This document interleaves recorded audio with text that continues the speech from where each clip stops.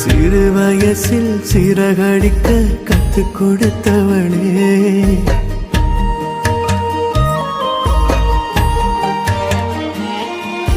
சிறு வயசில் சிறகடிக்க கற்றுக் கொடுத்தவளே, கூடு கட்டிதான் முடிக்கும் முன்னே சிறகொடிஞ்சவளே, தீர்த்தம் போல தேகம்தான் தீட்டா போனதே, வீட்டு அகல் ஜோதிதான் இருட்டானதே, திட்டும் வாய்தான் ஊமையானதே, திக்கு தசை எல்லாமே மாயமானதே, கடவுள் படைப்பு புரியல கடைசி வரைக்கும் தெரியல, விளக்கும் எது